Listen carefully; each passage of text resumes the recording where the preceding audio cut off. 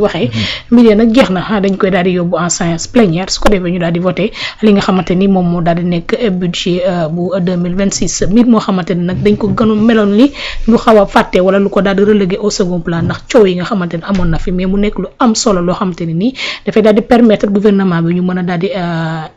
démarquer wala ñu mën a daal di tàmbali li nga xamante ni moom moo di seen liggéey surtout année prochaine bi nga xamante ni ci lañ daal di jëm. waaw effectivement xam nga budget bi sax li ci gën a yéeme mooy dafa nekk un budget charnière moo tax c'est vraiment très très dommage cette situation bi nga xamante ni ñu ngi koy si c'est très dommage. Très sincèrement moo tax souvent su may ci xalaat nii sama xel day delluwaat ci li Mamadou Dia doon wax ci Senghor ne pour juste ay jeu de pouvoir mu def une folie pareille quoi donc. En fait le budget 2026 dafa nekk un budget bu nga xamante ni en vérité par rapport ak li nga xamante ni mooy l'agenda de transformation nationale mooy le véritable budget depuis ñaar yi nga xamante ni le régime du président Bassirou Diomaye Faye exécuté na ko bii réellement moo nekk un budget moom dañ ko taillé ci projet bi nga xamante ni moom lañ dig Sénégal yi parce que boo xoolee le premier budget dañu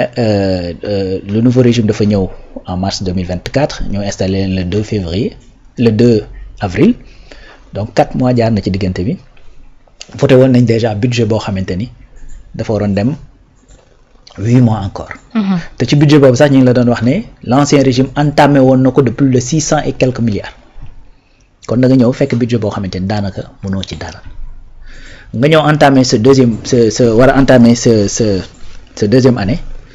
ñu dissoudre Assemblée nationale donc il fallait ñu loolu moo tax même bi ñuy voté budget daaw dañ ko voté dans la précipitation il a fallu même convoquer la constitution pour mën a jàllale li nga xamante ni mooy budget bi parce que opposition bi am na nu mu ci taxawee woon et tout ça tu vois maintenant il fallait que ñu voté ko très rapidement donc dañ ko def dans la précipitation ak yu nu mel noonu pour mën a am budget boo xam ne dinañ ci mën a évoluer ci 2025 bi mais ce budget là parce que bële passé itam tu te rappelles DBO jot ñu ko woon def parce que kii di Cheikh Diba dafa dem di war a def débat d'orientation budgétaire opposition bi boobu tasaguñu Assemblée nationale daal di boycotté ne ñoom duñ ko def parce que tout simplement premier ministre nee nañ da leen a yëpp voilà parce que boobu la defoon déclaration bi ci page am ne du ma defi DPG su fekkee changé wu leen li nga xamante ne mooy seen règlement intérieur et ce qui était normal yow mi nga xamante ne yow yaay le législateur bu ñu waree weñ sa loxo pour nga def loi yu baax man je comprends plus rien donc ci contexte boobu la ñu voté li nga xamante ne mooy budget 2025 mais budget 2026 dafa fekk gars yi taxaw daal di génnewaat li nga xamante ne mooy le projet mooy agenda de transformation mooy projet bi nga xamante ni léegi tropicalisé nañ ko si je peux su ma ko mënee waxee noonu mooy léegi asseoir nañ ko ci réalité yi nga xamante ni mooy réalité état bien sûr léegi nag ñu war ko exécuter donc ci biir agenda boobu maanaam presse bi ci la jóge parce que dañ ne balaa ñu nga xamante ni danañ doxal li ñu bëgg a doxal économie Sénégal dafa am nu mu nërmeeloo il faut que ñu redresser ko ba mu taxaw moo tax même ceux qui disent que ni presse beneen plan la bu bokkul ak vision 2050 bi c'est parce que dañoo liiru tout simplement vision 2050 parce que vision 2050 li ñu ci wax mooy dañuy changer Sénégal ci ñetti pàcc benn bi mooy redressement mooy dañuy fexe ba réew mi taxawaat ñaar mooy impulsion ñu daal def benn dynamique boo xamante ni dana mën a tax réew mi commencer accélérer li nga xamante ni moom mooy kii impulsion ngir mu mën a démarrer du moins mais troisième phase mooy accélération loolu mi ngi ci biir kii bi ci biir plan bi donc plan de redressement bi pàcc la ci biir vision 2050 maintenant loolu dafa am lu koy jëmmal dafa am lu koy def bokk dafa am ay moyens yu koy def moyens yooyu di ko def fan nga ko mën a kiiwee mooy ci budget bi nga xamante moom nga war a exécuter parce que tey su ma nee la damaa bëgg maanaam désormais au lieu nit ñi di toog Dakar rek di liggéey nañu toog seen dëkk yi ma dem xool ci budget bi gis ne lu ëpp ci budget bi Dakar laa koy investir su ma nee la bëgg naa nit ñi toog seen dëkk yi da nga naan ma loolu saa yi yéene la rek waaw c'est pas cohérent moo tax généralement bu la état ne damaa bëgg a réaliser sangam wala lii mooy sama yéene demal nga yër ci budget bi alal ji nga xamante ne moom la war a dugalaat ci biir réew mi fan la koy dugal ndax dugal na ko ca la mu wax ne moom la yéene très bien léegi nag loolu budget bii nii ñu jëm 2026 loolu la war a ñëw jëmmal mooy état du mooy le nouveau régime dafa ne gis nañ ni bu njëkk li doon am mooy alal ju bari day dugg ci réew mi mais fañ koy dugal soit dañ ko fay dugalee noo xamante ni dafay am luubal ay surfacturation loolu nekk benn problème mais en plus de ça dañ koy dugal ci foo xam ni maanaam du productif alal ji ñu ciy dugal du ko génnewaat mais pire encore day nekk loo xamante ne c'est pas structurant maanaam ni économie war a tëggee te nga xamante ne buñ ci liggéeyee alal ji mën a des ci réew mi sénégalais yi mën koo yëg duñ ko dugal sax foofu faaf donc muy ñetti problème mooy problème bi nga xamante ne dafa nekk ci jubadi gi ak yu jëm ci wàllu surfacturation corruption ak ñoom in seet problème bi nga xamante ne da ngay jël alal ji dugal ko ci projet boo xamante ni du génnewaat alal ji nga jël TER dugal ci 1200 milliards chaque année nga dugalaat ci 18 milliards pour TER war a mën a wéy di daw donc au lieu TER 1200 yi ñu ci dugal mu génneelaat la ko delloo ko ci sa gafaga mu mun ko fayee bor bi da ngay mujj di lebiwaat ak di jël fiscalité di ko dugalaat ci biir projet boobu donc projet boobu c'est pas un projet qui est productif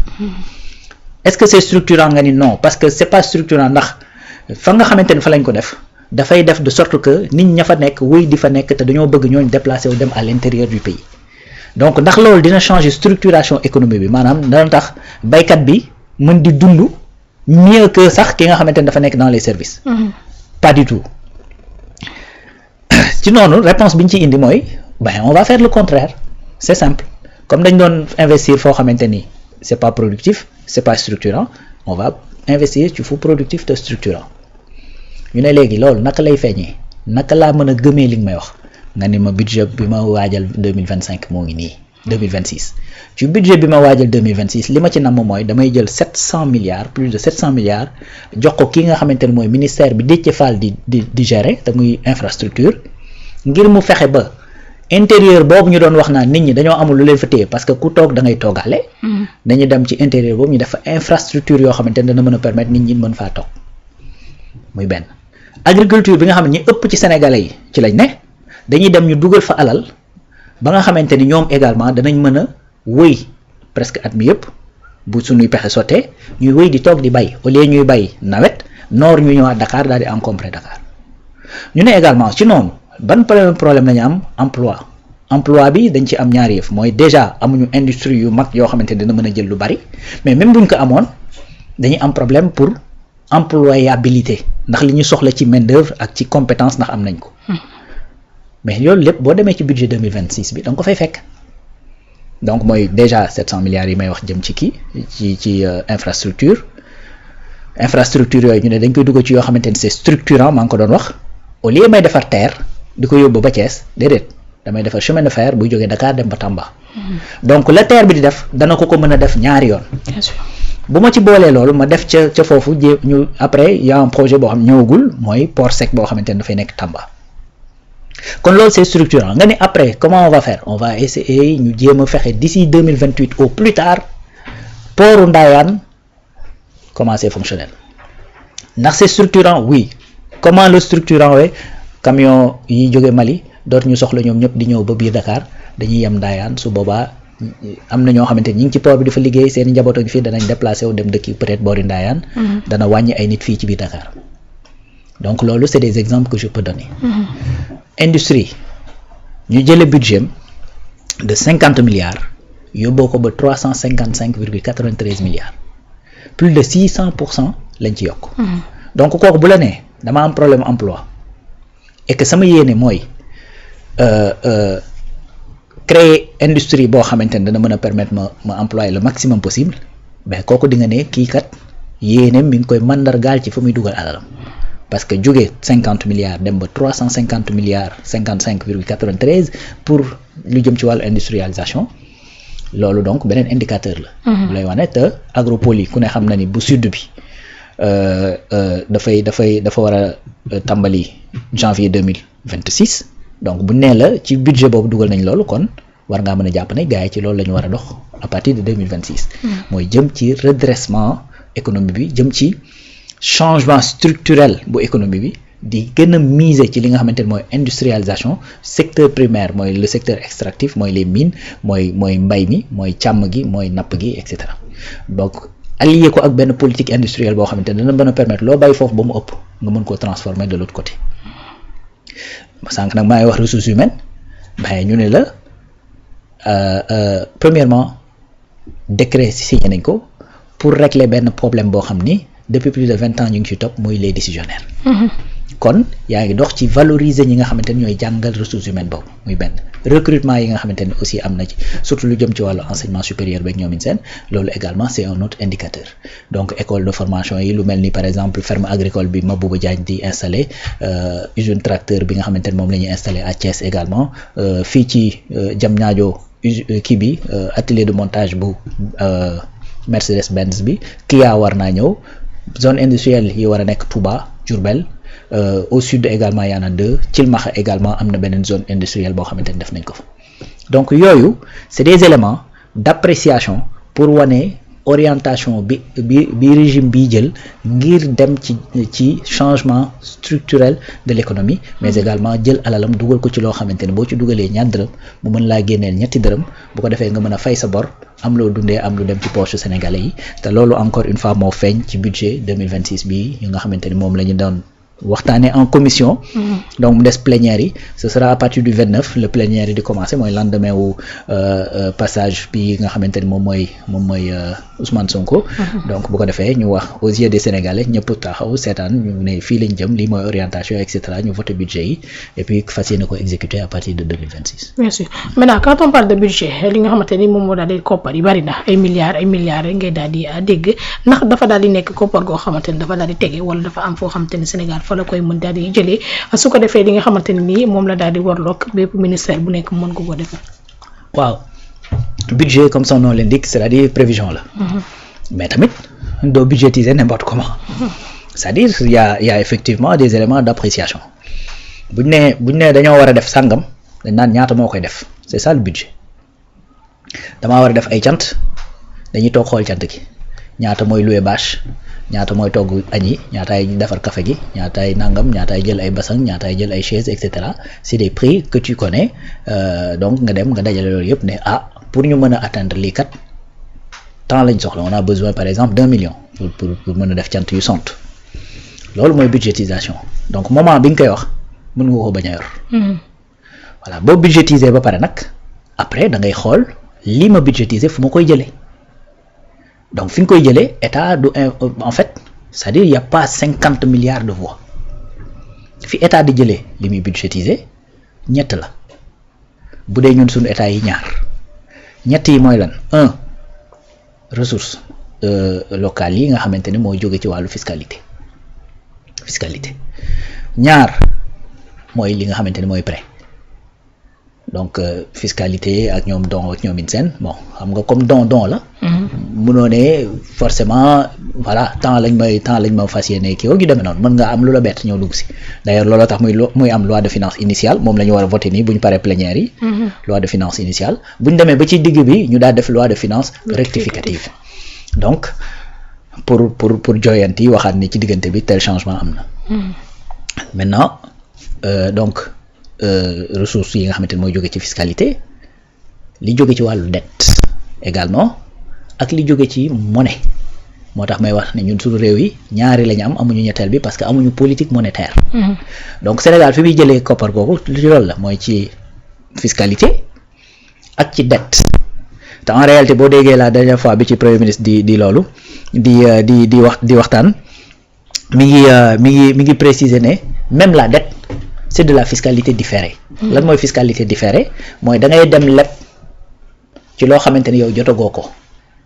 parce que après li nga xamante ni moom ngay dajale ci say impôt moom ngay jëlaatee fay ci bor bi donc dafa mel ni comme si da nga ñëw ci loolu bi da nga ñëw récupérer ci fiscalité loo xamante ni jotagoo ko. moo tax muy wax c'est de la fiscalité différée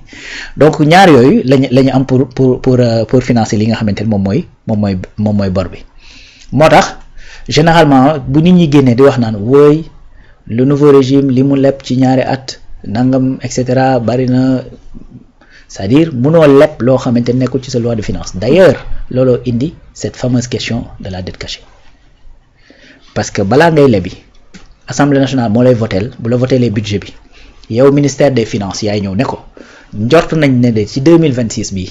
selon sunu ay prévisions danay am temps ci fiscalité. yenn saa yi mën nga koo dépasser mi ngi mel ni comme prévision yi nga xamante ne moom la ñu amoon nii ci 2025 bi yu ci bari ñi ngi dans les lignes quoi donc boo xoolee dañu def sax progression par rapport ak par exemple 2025 moment bii nii ci troisième trimestre bi 211 milliards de plus la ñu am ci fiscalité par rapport ak li ñu doon am daaw donc loolu prévision yooyu ngay def ne déwén ci 2026 bi yëpp ci at mi yëpp jort nañ ni dinañ am par exemple on va dire 3500 ou 4000 milliards je dis n'importe quoi léegi nga ni j'ai un budget de 6000 milliards donc 2000 yi laay dem lebi mooy sa déficit budgétaire donc bu ko defee état ne la d'accord ñun assemblée d'accord autorisé nañ la ci nga dem lebi ci montant sangam c'est-à-dire loolu c'est fixé dès le départ léegi nag yow après yaay xool calendrier parce que selon moyen mode leb bi ngay leb ak fi nga xamante ni foofu nga koy jaare bu dee da nga def APE appel public à l'épargne bu dee da nga def UEMOA titre dafa am effectivement noo koy defee UEMOA titre calendrier la boo xamante ni c'est préétabli bu calendrier bi jotee sa tour ñëw nga wax ñaata nga soxla donc BCEAO jaar par les banques yi nekk ci UEMOA bi ñu lebal la donc c'est des montants yoo xamante ni c'est prédéfini xam nga ko bien avant bu yegsee ngay dem wuti ko te amoo droit dépasser ko wala même su fekkee da nga koo dépasser il faut nga delluwaat à l'Assemblée nationale daan ne leen ne yéen a ma autorisé woon ma leb nangam mais la situation a été telle que il fallait ma yokk ci temps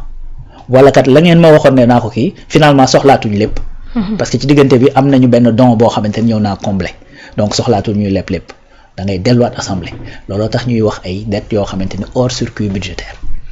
parce que da ngay dem jël ko doo delluwaat assemblée ne leen jël naa tàngam loolu moo koy indi donc loolu mooy budget du forcément alal joo xamante ni dafa nekk tegu c'est-à-dire c'est des prévisions mais prévisions yooyu doo ko defee n'importe quoi parce que doo xëy rek toog su bureau rek daal di bind ne 10 000 milliards pour budget déedéet dafa am ay calcul dafa am ay besoins yoo xamante ni da nga koy exprimer besoins yooyu ñu quantifier ko chiffrer ko ne par exemple soxla nañu tant de ci investissement soxla nañ temps ci personnel soxla nañ temps ci matériel soxla nañ temps loolu yëpp nga quantifier ko teg boo ko defee nga mën a def sa prévision ne li ñu bëgg a réaliser dëggantaan ci réew mi ci 2026 temps la toll après nag nga dem wuti ko à travers sa fiscalité li ci manqué nga dem lebi ko comme dette boobu encore une fois fi nga koy wutee mooy ci sa li ci Sénégal bëgg nag mooy di ko def ci monnaie locale am li ci ëpp en tout cas donc di ko def ci monnaie locale am bu ñu amee nag programme